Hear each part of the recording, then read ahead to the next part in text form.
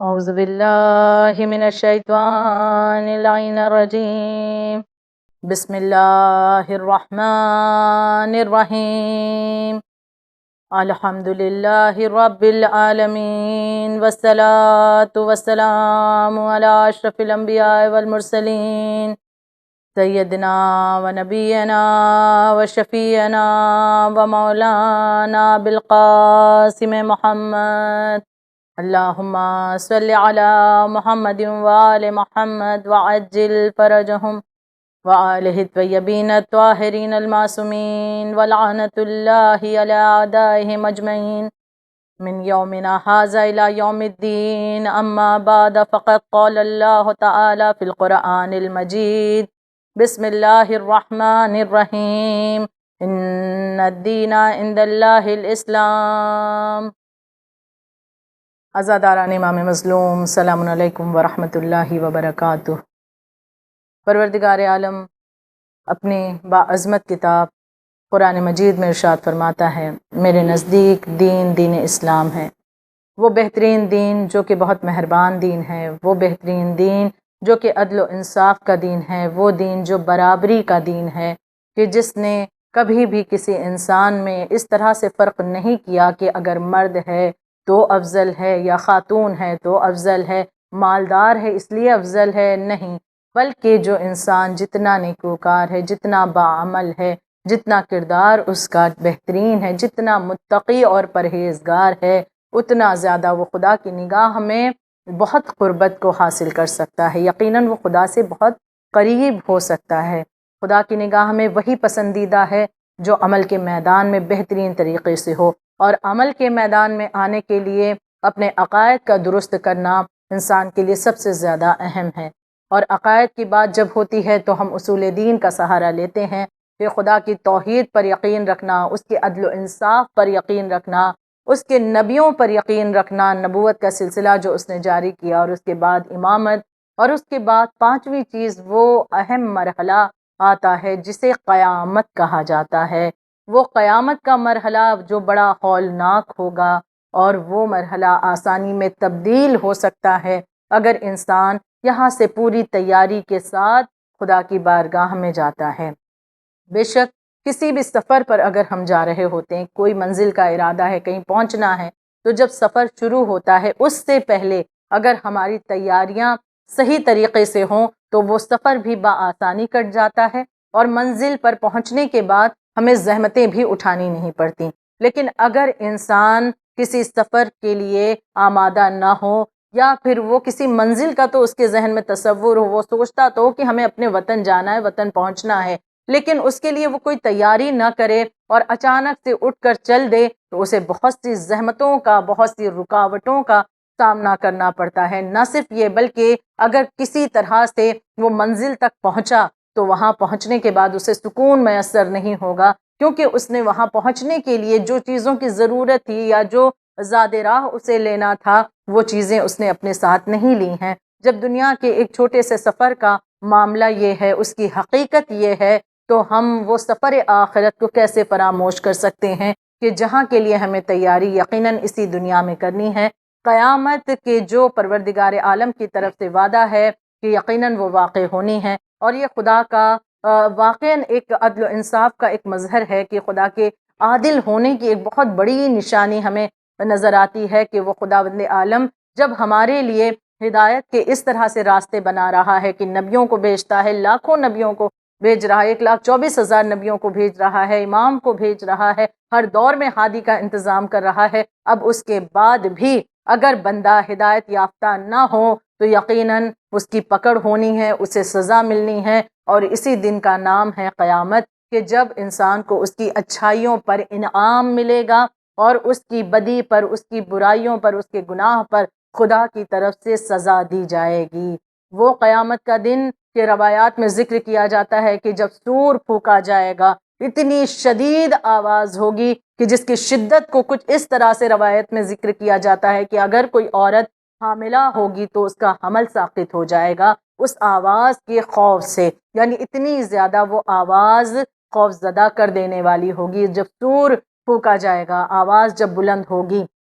اس وقت کا عالم ہم نہیں تصور کر سکتے کہ کیسی ہولناکی ہوگی۔ یہ تو سور پھونکے جانے کا معاملہ ہے، لیکن جب انسانوں کو دوبارہ زندہ کر کے اٹھایا جائے گا تاکہ ان سے ان کے اعمال کا سوال جواب کیا جائے، عالم کیا ہوگا اس وقت؟ بڑا نفسا نفسی کا عالم ہوگا۔ ہر انسان اپنے بارے میں سوچ رہا ہوگا کہ ہم کیا جواب دیں، کس طرح سے، اور اپنے اعمال کی ہر ایک کو اس وقت فکر ہو رہی ہوگی۔ فکر اس دنیا میں ہونی چاہیے جس میں اللہ نے ہمیں زندگی عطا فرمائی، لیکن انسان یہاں کی زندگی میں اگر غافل رہتا ہے اور اس قیامت پر پوری طرح سے عقیدہ اس کا محکم نہیں ہے تو یقیناً وہ بہت بڑے خسارے میں ہے، بہت بڑے نقصان میں ہے، اور ایسے لوگوں کے لیے ہی جہنم گھات میں ہے۔ کہ ہم دیکھیں کہ یہ قیامت کہ جو ہمارے عقیدے کو محکم جس حوالے سے ہمیں کرنا چاہیے کہ واقعاً جب اللہ کا وعدہ ہے، وہ ڈے آف ججمنٹ ہے، وہ انصاف کا دن ہے، تو جب اس پر عقیدہ انسان کا بہترین ہوگا تو اب اسی اعتبار سے وہ عمل انجام دے گا۔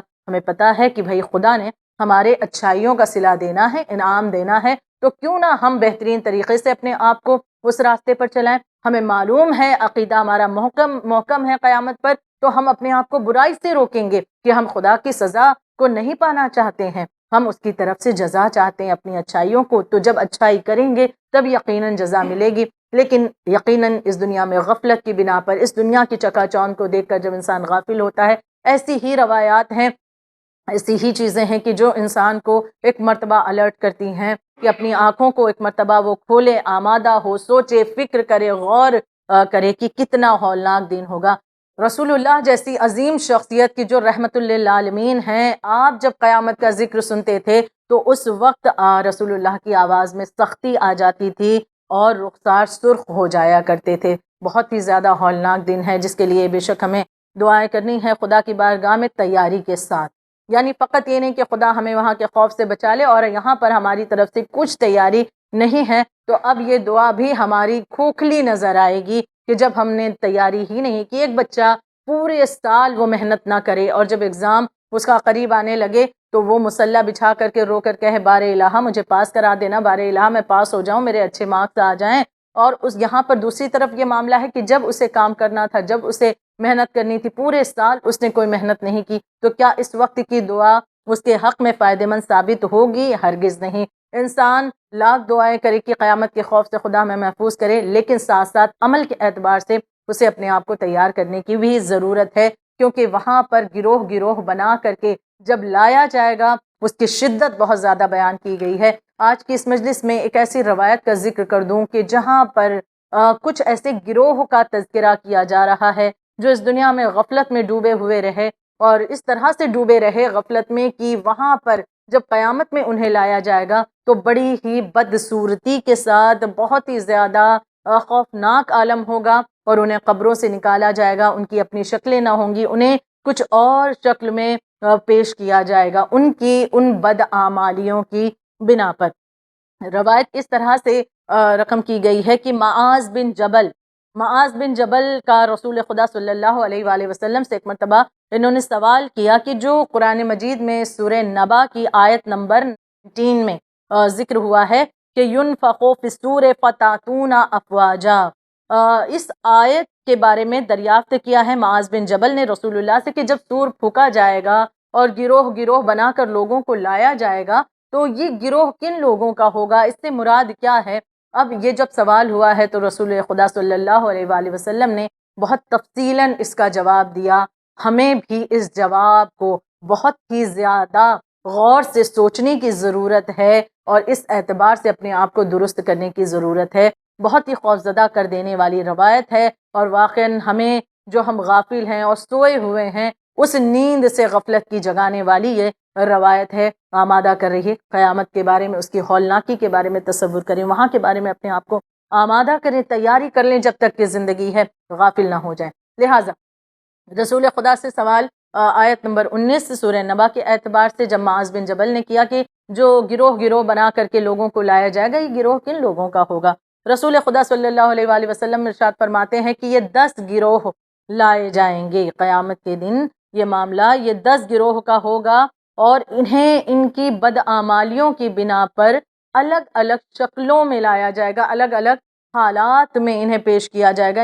ان کا عالم جو ہوگا، جس طرح سے انہیں پیش کیا جائے گا، ان کی بدعمالیوں کی بنا پر وہ بہت ہی زیادہ دردناک ہوگا۔ اور یہ کون سے ایسے گناہ تھے کہ جس کی بنا پر اس انداز سے انہیں لایا جا رہا ہے، اس کا جواب بھی رسول خدا نے اس کے ضمن میں بیان فرمایا ہے۔ آپ بیان فرماتے ہیں کہ جو پہلا گروہ لایا جائے گا وہ بندر کی شکل میں اٹھایا جائے گا اور بندر کی شکل میں اسے لایا جائے گا اور پھر اس پر عذاب نازل ہوگا۔ اب معاذ بن جبل نے پوچھا، یا رسول اللہ، یہ گروہ کن لوگوں کا ہوگا کہ جنہیں بندر کی شکل میں لایا جا رہا ہے اور پھر ان پر عذاب نازل کیا جائے گا؟ آپ جواب فرماتے ہیں، رسول خدا بیان فرماتے ہیں کہ یہ گروہ سخن چین لوگوں کا ہوگا، ایسے لوگوں کا کہ جو چغلی کرتے ہیں، دو لوگوں میں جدائی ڈالنے کا کام کرتے ہیں۔ آج بہت سے افراد ایسے ہیں جنہیں اس بری خصلت میں بہت لطف آتا ہے، بہت مزہ آتا ہے جب بہت سے ایسے افراد جو دیکھتے ہیں کہ کوئی دو افراد کی جن کے درمیان اچھی محبت ہے، رابطے اچھے بنے ہوئے ہیں، تو اب شیطان صفت انسان کی جب اس کے اندر یہ وسوسہ شیطان پیدا کرتا ہے، وہ آمادہ کرتا ہے خود کو کہ جائے اور ان کے درمیان کچھ ایسی باتیں کرے کہ ان دونوں میں جدائی ہو جائے، ان دونوں کے درمیان دشمنی پڑ جائے، پھوٹ پڑ جائے، تو وہ جھوٹ کا سہارا لیتا ہے۔ یہاں آ کر کے ایک انسان سے اس کے بارے میں کچھ غلط باتیں کہے گا، وہاں دوسرے سے کہے گا اس انسان نے تو آپ کے بارے میں یہ بری بات کہی۔ یہی تو وجہ ہے کہ حدیثوں میں ذکر کیا جاتا ہے کہ جب بھی کوئی ایسی بات اپنے خلاف کسی کے بارے میں انسان سنے کہ فلاں شخص نے کہا ہے، تو اس وقت فوراً ریئیکٹ نہ کرے بلکہ اسے جاننے کی کوشش کرے، یا ڈائریکٹ اس شخص سے بڑی محبت کے ساتھ یہ سوال کر لے کہ اس طرح کی بات فلاں شخص نے ہم تک پہنچائی ہے۔ اس کا دو فائدہ ہوگا کہ اگر اس شخص نے ایسی بات واقعاً کچھ غلط کہا ہوگا تو وہ پشیمان ہوگا، آئندہ اس بات سے رک سکے گا۔ دوسری بات کہ جو انسان اس خبر کو لے کر یہاں تک آیا، پھوٹ ڈالنے کی کوشش کر رہا ہے، اسے بھی ایک سبق ملے گا کہ آئندہ اس طرح کی باتوں کو لوگوں کے درمیان وہ نہ پھیلائے، کیونکہ بہت سی چیزیں ایسی ہیں کہ جب دلوں کے راز چھپے رہتے ہیں، رشتہ داریاں، رشتے قائم رہتے ہیں، اور جب بہت سی حقیقتیں سامنے آتی ہیں، رشتے ٹوٹتے ہوئے بھی نظر آتے ہیں، حالانکہ اس کی بہت مذمت وارد ہوئی ہے جو دو لوگوں کے درمیان جدائی ڈالتا ہے۔ رسول خدا فرماتے ہیں پہلا گروہ جو قیامت میں لایا جائے گا وہ بندر کی شکل میں لایا جائے گا، اور یہ سخنچین افراد ہوں گے جو دو لوگوں کے درمیان جدائی ڈالتے ہوں گے۔ دوسرا گروہ جو لایا جائے گا، رسالت مآب بیان فرماتے ہیں یہ سور کی شکل میں لایا جائے گا، اور یہ وہ لوگ ہوں گے کہ جو حرام مال کھانے کے عادی اس دنیا میں ہیں۔ کسی کا حق مار لیا، بڑا مزہ آ گیا کہ ٹھیک ہے اس کی پراپرٹی تھی، ہم نے ہتھیا لی، اس کا حق چھین لیا، یا اس کا حق بنتا تھا اسے نہیں دیں گے، اس پر تو ہمارا حق ہے، اپنی زبانی بنا لیا، یا کسی انداز سے کسی کا بھی حق کھا لیا، حرام ہے، یا حرام طریقے سے رزق حاصل کر رہے ہیں۔ ہمارے سامنے اللہ نے حلال راستہ رکھا ہے اور اللہ نے وعدہ حلال رزق کا کیا، انسان اپنی جلد بازی کی بنا پر حلال کا راستہ چھوڑ کر کے وہ حرام کا راستہ اپناتا ہے۔ کیوں؟ اسے شارٹ کٹ چاہیے، وہ چاہتا ہے شارٹ کٹ سے جلدی اسے یہ معاملات اس کے حل ہو جائیں، لہٰذا وہ حلال کو چھوڑ کر حرام راستے سے آتا ہے۔ حرام راستے سے جو بھی مال ہاتھ لگا وہ بھی حرام ہے، اور اس کے بڑے برے اثرات ہیں۔ کربلا اس کی واضح دلیل ہے۔ کربلا میں جو یزیدی لشکر موجود ہے، یہ کہہ رہے ہیں بہت سے افراد وہاں پر کہ ہم یا حسین آپ کو پہچانتے ہیں، ہم جانتے ہیں کہ آپ رسول کے نواسے ہیں، ہم جانتے ہیں کہ بہترین ماں باپ کی اولاد ہے، لیکن اس کے باوجود بھی یہ ستم انہوں نے ڈھایا آل رسول پر۔ وجہ کیا تھی؟ ان کے شکم حرام سے بھرے ہوئے تھے، اس لیے حق کو پہچاننے کی جو صلاحیت تھی وہ ختم ہو چکی تھی۔ لہٰذا دوسرا گروہ جو سور کی شکل میں لایا جائے گا، رسول اللہ بیان فرماتے قیامت کے دن یہ حرام مال کھانے والے افراد ہوں گے۔ تیسرا گروہ لایا جائے گا، اسے سر کے بل لایا جائے گا، اور چوتھا گروہ اسے اندھا اٹھایا جائے گا۔ یہ کس بنا پر؟ انہوں نے کیا ایسا برا کام اس دنیا میں انجام دیا جس کی بنا پر یہ سزا انہیں دی جا رہی ہے؟ یہ وہ لوگ ہوں گے جو ظلم کے ساتھ حکمرانی کرتے تھے۔ کوئی پاور ہاتھ لگ گیا، کسی پوسٹ پر پہنچ گئے، ایک مقام پر پہنچ گئے، کوئی سٹیٹس ہو گیا زمانے میں، تو اب یہ سوچا کہ ہمیں حق حاصل ہے کہ ہم ظلم کے ساتھ لوگوں پر حکمرانی کریں۔ ایک گھر کے اندر بھی اگر کوئی گھر کا مکھیا، گھر کا ہیڈ اگر یہ سمجھ لے کہ میں تو گھر کا ہیڈ ہوں، میں گھر کا مکھیا ہوں، لہٰذا مجھے اختیار حاصل ہے، میں ظلم، زیادتی، جبر کے ساتھ گھر کے دوسرے فرد پر اپنی حکمرانی کر لوں، اس کی بھی اجازت نہیں ہے۔ یا پھر سماجی اعتبار سے کوئی حکمران اس طرح سے ظلم کرتا ہے، اس کی بھی اجازت نہیں ہے، اور اس کی سخت مذمت بھی کی گئی، اور اس کی سخت سزا بھی اللہ کے حضور ہے، یقیناً اس کی جانب سے ہے۔ قیامت کے دن ایسے لوگوں کو اس عالم میں یعنی سر کے بل لایا جائے گا، پیروں کے بل قیامت میں چلنا بڑا مشکل و محال ہوگا، سر کے بل لایا جائے گا، اندھا انہیں اٹھایا جائے گا، عالم کیا ہوگا، اور اس عالم میں ان پر عذاب نازل کیا جائے گا۔ پانچواں گروہ، 10 گروہ ہیں، پانچواں گروہ کی رسول اللہ بیان فرماتے ہیں کہ یہ بہرے اور گونگے بنا کر کے لائے جائیں گے۔ یہ کون سے افراد ہیں، کس برائی کی بنا پر؟ جواب رسول خدا بیان فرماتے ہیں کہ اپنے علم، اعمال اور فضل پر تکبر کرنے والے۔ جتنا علم میرے پاس ہے فلاں کیا میری برابری کر سکتا ہے، اور جو کچھ بھی میرے پاس ہے فلاں کیا میرے برابر آ سکتا ہے۔ لہٰذا اب جب یہ ایسی برائی پیدا ہوئی، یہ سوچ انسان کی ہو گئی کہ وہ تکبر کرنے لگا اپنے علم پر، یا کوئی چیز مل گئی، خاندان ہمارا بہت بڑا ہے، ہمیں تو اللہ نے بیٹے دیے ہیں، فلاں کو تو بیٹیاں ہی بیٹیاں، لہٰذا ہمیں تو فوقیت حاصل ہو جاتی ہے۔ اس طرح کی سوچ، ایسی مینٹیلٹی رکھنے والے، کسی بھی فضل، اللہ کا جو فضل ان تک پہنچ رہا ہے اس پر ہمیں شکر گزار ہونا چاہیے، نہ کہ متکبر۔ انسان اگر اس کے برعکس کر رہا ہے، متکبر ہو رہا ہے، اترا رہا ہے اپنے اعمال پر، ہم بہت نمازی، ہم تو مستحب روزے بھی رکھتے ہیں، فلانی کو دیکھا ہم نے، وہ تو ماہ رمضان میں بھی چھوڑ پکڑ والا روزہ حساب کتاب ہے، ہم تو مستحب روزے بھی رکھتے ہیں، وہ تو نماز پنجگانہ فقط پڑھتی ہیں، ہم تو نماز شب غفیلہ سب کچھ پڑھتے ہیں۔ تو اب اس پر اگر غرور انسان ہے، متکبر ہو رہا ہے، اعمال تو ضائع ہوں گے ہی، اور ساتھ میں یہ عذاب بھی ہے کہ بہرا اور گونگا بنا کر بروز محشر لایا جائے گا۔ چھٹا گروہ جو لایا جائے گا، یہ اپنی زبانیں چبا کر کے وہاں پر آئیں گے، یعنی اس طرح سے لایا جائے گا کہ یہ گروہ، چھٹا گروہ خود اپنی زبان چبا رہے ہوں گے اور ان کے منہ سے پیپ جاری ہوگا، یعنی بدترین عالم میں انہیں لایا جائے گا۔ یہ کون سے افراد ہیں؟ بہت بڑی خیانت کرنے والے افراد ہیں۔ کون سے افراد ہوں گے؟ بے عمل عالم ہوں گے، یعنی ایسے عالم جو خود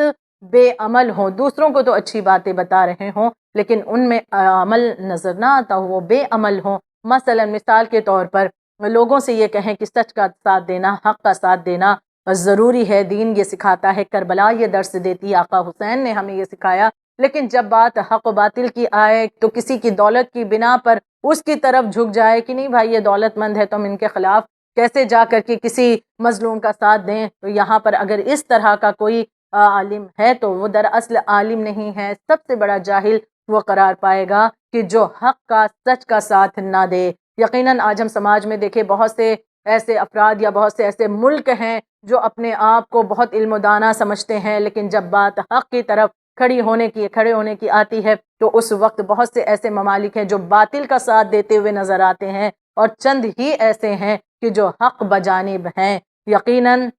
جو حق بجانب علماء ہیں انہی کے ذریعے دین کی آبرو باقی ہے، لیکن جو بے عمل عالم ہیں انہیں پکڑا جائے گا اور اس طرح سے سزا دی جائے گی۔ ساتواں گروہ قیامت کے میدان میں، بڑا ہولناک منظر ہے، خوف زدہ کر دینے والا منظر ہے۔ ساتواں گروہ جو لایا جائے گا، اس گروہ کو اس عالم میں لایا جائے گا کہ اس کے ہاتھ اور پیروں کو کاٹ کر کے اسے قیامت کے میدان میں بھیجا جائے گا۔ جب ہاتھ پیر کٹ چکے اب کس طرح سے یہ آگے بڑھے گا، کتنی اذیت ہوگی۔ یعنی ظاہر سی بات ہے کہ قیامت کا ہم نے ذکر سنا کہ وہاں پر انسانوں کو دوبارہ زندہ کر کے اٹھایا جائے گا، اور پھر اس کے بعد جب یہ عذاب آ رہے ہیں تو انسان کس طرح سے اسے برداشت کرے گا، اور پھر آگے بھی عذاب اس کے منتظر ہیں۔ یہ کون سے لوگ ہیں جن کے ہاتھ پیروں کو کاٹ کر کے پھر خدا نے انہیں گروہ گروہ بنا کر کے بھیجا ہے؟ اس چھٹے گروہ کا، اس ساتویں گروہ کا جو گناہ تھا وہ یہ تھا کہ یہ اپنے پڑوسیوں کو ستایا کرتے تھے، اپنے نیبر کو اذیت دیتے تھے، اذیتیں پہنچاتے زبان کے ذریعے سے، اپنے عمل کے ذریعے سے، اپنے کسی فعل کے ذریعے سے۔ پتہ ہے کہ پڑوس میں کوئی بیمار موجود ہے، لیکن ہم نے یہ سوچا کہ ہمیں اس سے مطلب نہیں ہے، ہمارے گھر میں اگر کوئی مجلس ہو رہی، کوئی محفل ہو رہی ہے تو ہم اتنا تیز لاؤڈ سپیکر لگائیں کہ پورا زمانہ سنیں، ہمیں اس سے مطلب نہیں کہ پڑوس میں کوئی بیمار ہے۔ تو یہ عمل کیسے پروردگار عالم قبول کرنے والا ہے؟ یقیناً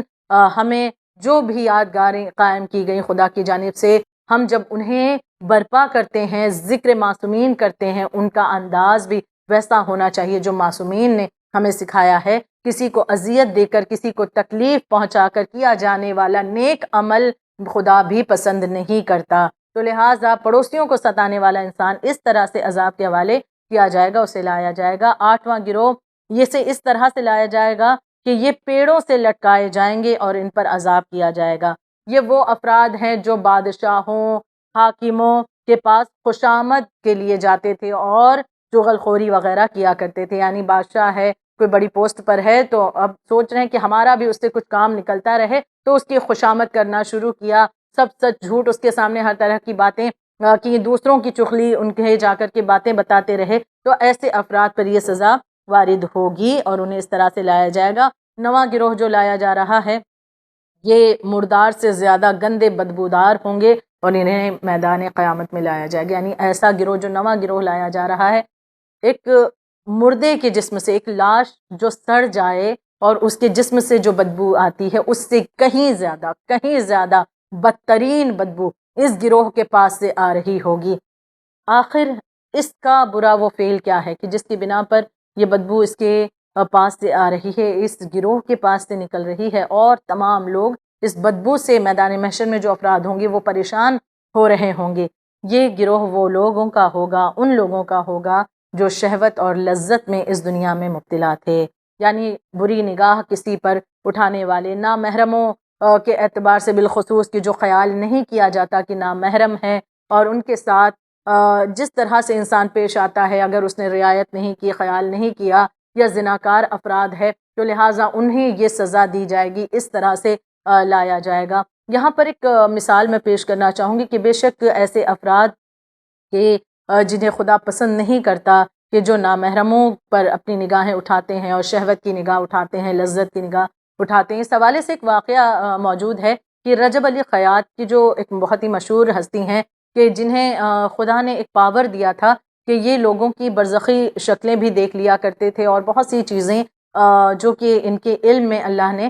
رکھی تھی، ان کی پرہیزگاری کی بنا پر، ان کے تقوی کی بنا پر۔ ایک دن رجب علی خیاط کا ایک شاگرد ہے اور وہ ان کے پاس آتا ہے، اور آنے کے بعد کہتا ہے کہ آج بہت دوڑا دوڑا آیا، سانسیں پھول رہی ہیں اور گھبرایا ہوا ہے۔ اور جب رجب علی خیاط کے پاس آتا ہے آنے کے بعد کہتا ہے کہ آج میں استاد محترم بہت زیادہ پریشان ہوں، ایک چیز ہے جس نے مجھے بہت خوفزدہ کر دیا ہے۔ اچھا، اس کا اس وقت جو عالم تھا اسے دیکھ کر ہی یہ معلوم ہو رہا تھا کہ یہ بہت زیادہ ڈرا ہوا ہے، سہما ہوا ہے۔ بہرحال رجب علی خیاط نے اسے بٹھایا اور اس کے بعد کہا کہ آرام سے بیٹھ جاؤ اور پھر آرام سے بتاؤ ماجرا کیا ہے۔ یہ شاگرد کہتا ہے اپنے استاد سے، رجب علی خیاط سے، کہ آج ایک بات جو مجھے بہت حیران کر رہی ہے اور جس کی وجہ سے میں خوف زدہ ہوں، آج میں اپنے گھر سے چلا، مجھے کہیں جانا تھا، میں بس ڈپو پر پہنچا، بس اسٹاپ پر پہنچا، اور بس اسٹاپ پر پہنچنے کے بعد میں وہاں منتظر تھا کہ بس آئے گی اور اس سے سفر کر کے مجھے کہیں جانا تھا۔ کہتا ہے کہ یہ شاگرد کہتے ہیں کہ میں وہاں کھڑا تھا، ایک بس آتی ہے اور میں بس میں سوار ہوا۔ اچھا، یہ جو شاگرد تھا یہ بھی بہت نیک تھا اور بہت ہی پرہیزگار تھا، اور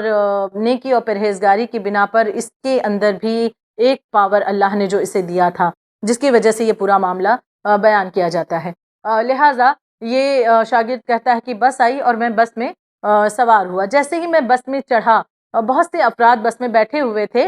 لیکن جب میں نے نگاہوں کو اٹھایا تو میں نے دیکھا کہ بس میں بیٹھے ہوئے جو انسان ہیں ان کی شکلیں جانوروں کی جیسی نظر آ رہی تھیں۔ یعنی وہ بیٹھے ہوئے انسان، ظاہر سی بات ہے بس ہے، انسانوں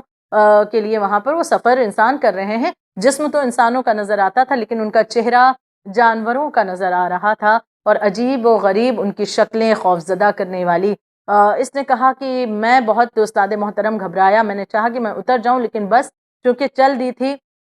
لہٰذا ممکن نہیں تھا کہ اس وقت میں اتر پاؤں، خوفزدہ تھا، میں ایک سیٹ پر جا کر بیٹھ گیا۔ میں نے دیکھا کہ جو افراد بیٹھے ہوئے تھے ان کی شکلیں تبدیل ہیں اور بہت خوفزدہ ان کی شکلیں جانوروں کی شکلیں ہیں، لیکن ان کے درمیان ایک شخص فقط ایسا تھا جو اس کی شکل جو تھی وہ انسانوں کے جیسی نظر آ رہی تھی، اور وہ خوفزدہ کرنے والا اس کا چہرہ نہیں تھا، یعنی جانوروں کا چہرہ نہیں نظر آ رہا تھا، وہ جس عالم میں ہے اسی طرح سے مجھے نظر آ رہا تھا۔ کہا کہ میں اس کے پاس ہی جا کر کے بیٹھ گیا کہ کچھ مجھے راحت مل جائے اور جیسے ہی کوئی بھی اسٹاپ اگلا آئے میں اتر جاؤں۔ بہرحال یہ شاگرد کہتے ہیں کہ میں اس کے پاس بیٹھا ہوا تھا، اس شخص کے پاس، تھوڑی دیر کے بعد میری نگاہ اس شخص پر پھر سے پڑی، وہی انسان کی جس کی شکل ٹھیک ٹھاک تھی، درست تھی۔ کہا کہ میری نگاہ ایک مرتبہ دوبارہ اس پر پڑی تو اب میں اور حیران ہوا کہ اس کی شکل بھی تبدیل ہو چکی تھی اور اس کی شکل بھی مجھے جانوروں کی نظر آ رہی تھی۔ کہا کہ بس اس کے بعد جو اگلا سٹاپ آیا میں گھبرا کر فوراً اترا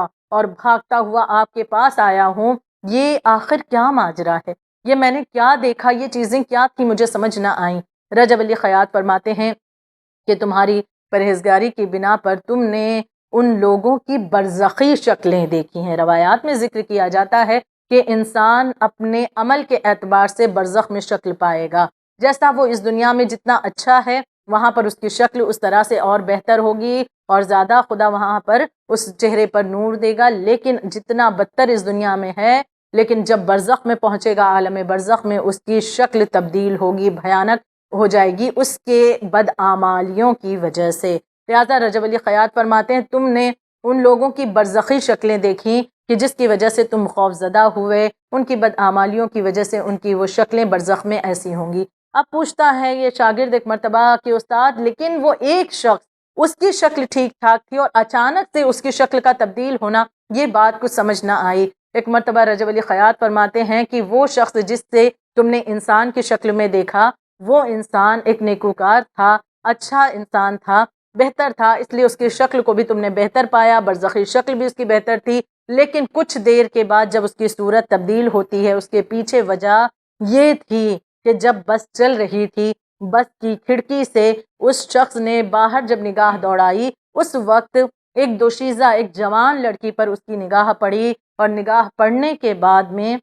اس شخص کی نیت میں تبدیلی آئی، برے خیالات جب اس کے ذہن میں آنے لگے، اس کے بعد اس کی وہ جو شکل برزخی بہتر ہو سکتی تھی وہ بھی تبدیل ہو گئی، کیونکہ اس نے اپنی نگاہوں کو محفوظ نہیں رکھا اور اس ایک نامحرم کو دیکھ کر کے ایک غلط خیال اپنے ذہن میں اس نے سوچنا شروع کیا، لہٰذا اس کی اس صورت کو تم نے اس صورت کو اس انداز سے پایا ہے۔ یعنی یہ واضح ہے کہ جب انسان اپنی نگاہوں کو محفوظ نہیں کرتا ہے تو اسے ان چیزوں کا سامنا اس دنیا میں بھی یقیناً اس کے نامہ اعمال میں عذاب لکھا جا رہا ہے، اور ساتھ ساتھ اس کی برزخ کی یہ صورت ہوگی بھیانک، اور جو عذاب ہوگا وہ اپنی جگہ خود محفوظ ہے کہ کس طرح سے وہ عذاب اس پر نازل ہوگا۔ یہی وجہ ہے کہ چاہے مرد ہو یا عورت ہو، اسے اپنی نگاہوں کو محفوظ کرنا بے حد ضروری ہے۔ لہٰذا نواں گروہ جو لایا جائے گا ان لوگوں کا ہوگا کہ جو شہوت اور لذت میں اس دنیا میں گرفتار رہے ہوں اور اپنی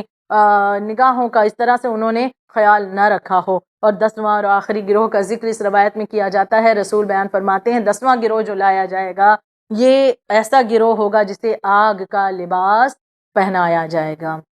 یعنی آگ کا کپڑا اس سے پہنایا جائے گا۔ وجہ کیا ہے؟ کون سی ایسی برائی اس دنیا سے کر کے گئے ہیں کہ جس کی بنا پر یہ عذاب نازل کیا جا رہا ہے؟ جواب اس روایت میں ملتا ہے بقول رسول خدا صلی اللہ علیہ وآلہ وسلم کہ یہ گروہ، یہ 10واں گروہ جسے آگ کا لباس پہنایا جا رہا ہے، یہ گھمنڈی افراد، متکبر، مغرور افراد ہوں گے جو اس دنیا میں غرور کے مارے تھے، اپنے غرور کی بنا پر لوگوں کو حقیر جاننے والے افراد، کہ اپنی اس گھمنڈ کی بنا پر کہ میں جس طرح سے ہوں میری برابری اس دنیا کا کوئی انسان نہیں کر سکتا، اور جب وہ دوسروں کو حقیر جانتا ہے تو ایک روایت میں ذکر کیا جاتا ہے کہ جو مغرور انسان ہوگا اسے آگ کا لباس تو یقیناً پہنایا جائے گا، اور پھر اسے بڑا انفیریئر بنا کر کے خدا میدان محشر میں مثل چیٹیوں کے پیش کرے گا، جو لوگوں کے پیروں کے نیچے آ کر کے ٹوٹتے جائیں گے، بکھرتے جائیں گے، اور خدا اسی طرح سے بناتا رہے گا اور عذاب نازل کرتا رہے گا۔ قیامت کا پورا ایک دن اسی طرح سے اس پر عذاب نازل ہوگا، اور یہاں کے اعتبار سے ہم تصور کریں 50,000 سال ایک دن وہاں کا تقریباً جو روایات میں ذکر کیا گیا ہے، یعنی یہ 10 گروہ کا ذکر کیا گیا جو میدان قیامت میں اپنی بدعمالیوں کی بنا پر اس طرح سے لائے جائیں گے۔ یہ روایت ہمیں سوچنے پر مجبور کرتی ہے، آمادہ کرتی ہے کہ اگر یہ تمام چیزیں آج ہمارے وجود کا حصہ ہیں تو اس انداز سے جو عذاب بیان کیا جا رہا ہے، کیا ہم اسے برداشت کرنے کی طاقت رکھتے ہیں؟ کیا ہم اس چیز کو پسند کرتے ہیں کہ ہمیں اس صورت میں اس انداز سے اور اس طرح سے خدا وہاں پر پیش کرے؟ ہرگز نہیں۔ یقیناً ہم چاہتے ہیں پروردگار عالم ہمیں بہترین طریقے سے وہاں پر پیش کرے، خدا اپنی بارگاہ میں اپنی جنت میں آنے کے لیے ہمیں وہاں پر موقع فراہم کرے، تو یقیناً ان تمام بدعمالیوں سے اپنے آپ کو محفوظ رکھنا ہوگا، اور اس کے لیے شرط یہ ہے کہ قیامت پر پورا یقین جب ہوگا تو اعمال انسان اسی اعتبار سے انجام دے گا کہ بے شک جب قیامت یقینی ہے تو وہاں پر سوال جواب بھی ہونا ہے، ہماری اچھائیوں کی جزا انعام بھی ملنا ہے، اور ہماری برائیوں کی سزا بھی خدا دینے والا ہے۔ بے شک یہی وجہ تھی کہ اسی پیغام کو عام کرنے کے لیے کربلا معلیٰ میں مولا حسین علیہ الصلاۃ والسلام نے اس قدر قربانیاں خدا کی بارگاہ میں پیش کر دی، تاکہ اس زمانے کے سامنے حق و باطل کا فرق واضح رہے، زمانے کے سامنے اچھائی اور برائی کا فرق واضح رہے۔ امام ہرگز نہیں چاہتے تھے کہ لوگ برائیوں میں ملوث ہو کر کے خدا کے عذاب کا شکار ہوں۔ اس کے لیے مولا حسین نے اس امت کی اصلاح کے لیے آقا حسین نے سب کچھ اپنا خدا کی بارگاہ میں قربان کر دیا۔ عزاداران امام مظلوم، جب واقعہ کربلا جب بھی بیان ہوتا ہے، جب بھی ذکر کیا جاتا ہے، بہت سے صحابیوں کا بھی ذکر کیا جاتا ہے۔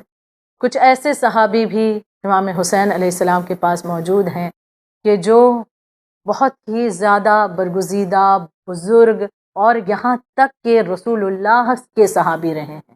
انہی میں ایک نام جناب حبیب ابن مظاہر کا بھی آتا ہے۔ جناب حبیب ابن مظاہر وہ عظیم صحابی رسول ہیں کہ جو رسول اللہ کے بھی صحابی تھے، جو مولا کائنات کے بھی صحابی تھے، امام حسن کے بھی صحابی ہیں، اور کربلا معلیٰ میں مولا حسین کے بھی صحابی آپ کی نصرت کے لیے آمادہ ہیں۔ ضعیف ہے نا، عمر بہت زیادہ تھی جناب حبیب کی، لیکن عشق حسین اس قدر بلند تھا جناب حبیب ابن مظاہر کا کہ بچپن کی روایت پائی جاتی ہے کہ مولا حسین جہاں جہاں سے گزرتے تھے، جناب حبیب ابن مظاہر آپ کی اس جگہ سے گزرتے تھے جہاں سے مولا حسین اس جگہ کی خاک کو اٹھا کر اپنی آنکھوں میں لگایا کرتے تھے، اس خاک کو چومتے تھے۔ اس قدر محبت جناب حبیب ابن مظاہر کو مولا حسین علیہ الصلاۃ والسلام سے تھی۔ آپ کی علم کا معاملہ یہ تھا کہ اس قدر آپ عابد و زاہد و عالم تھے کہ ایک رات میں قرآن مکمل کیا کرتے تھے۔